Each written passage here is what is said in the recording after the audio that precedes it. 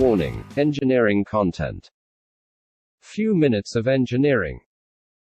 Industrial revolution and manufacturing methods of modern Portland cement. After the invention of Portland cement in 1824 by Joseph Aston, many developments in the manufacturing technique occurred to produce the modern Portland cement. The main development was in 1845, where Isaac Johnson heated a mixture of chalk and clay at a much higher temperature than Aston did. This technique resulted in a more reactive and cementitious mixture due to the occurrence of clinkering and the formation of reactive minerals. After Johnson's optimization, three essential developments in the production technique, in the 20th century, led to modern Portland cement. The vertical shaft kilns, originally used for lime production, were gradually replaced by rotary kilns which are more efficient and reliable for quality control. Also, gypsum was introduced to the mixture constituents, which aids to control the setting time. And finally, ball mills were used to grind clinker to the desired size.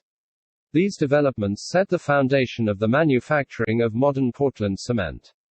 In its manufacturing process, the first step is to quarry the raw materials. Portland cement's raw materials primarily consist of calcium silicates, aluminates, and alumino-ferrites. Various raw materials are known to be used, and can be categorized into calcareous, silicious, aluminous, and ferriferous. Calcareous raw materials include limestone, marl, calcite, aragonite, shale, seashells, cement kiln dust, chalk, and cement rock. Silicious raw materials include clay, marl, fly ash, shale, rice hull ash, sand, and slag. Aluminous raw materials include aluminum ore refuse, clay, fly ash, bauxite, limestone, ore washings, slag, loess, and shale. Ferriferous raw materials include ore washings, mill scale, shale, clay, iron ore, pyrite cinders, and blast furnace flue dust.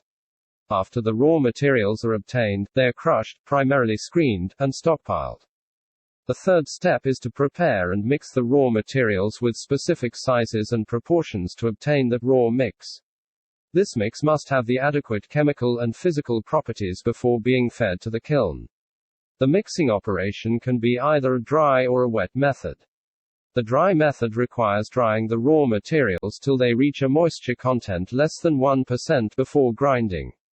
The drying process can be performed with dryers, autogenous mills, air separators, or even during grinding with the use of the hot exhaust gases produced from the kiln.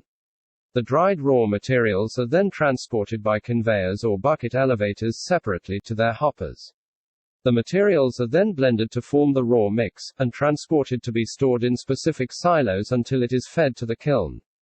The wet method requires adding water to the raw materials during grinding, thus producing a slurry.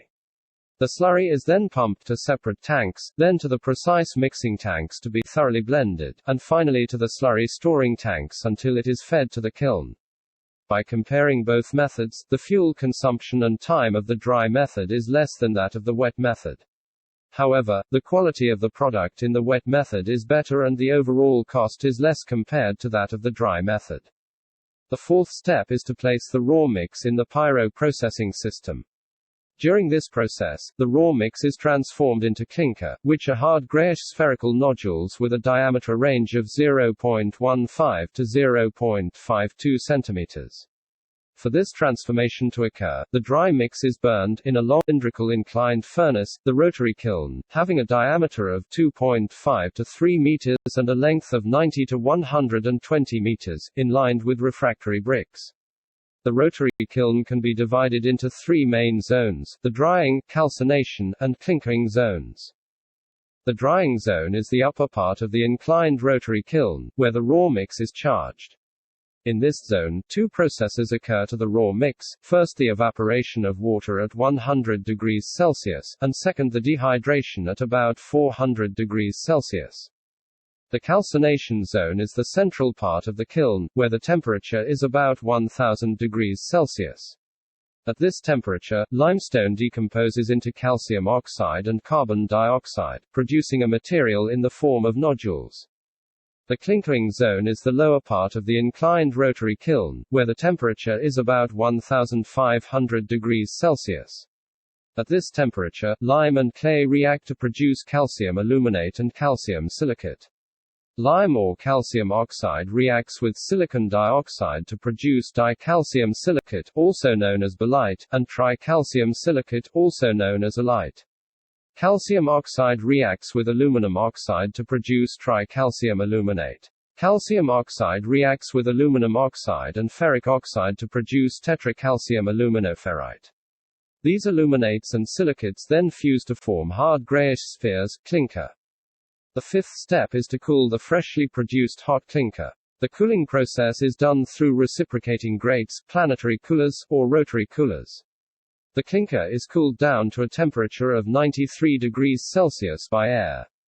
The air which passes through the cooling system to the rotary kiln is also used as combustion air, except for the reciprocating grate cooler which passes additional air, and the excess air is vented out.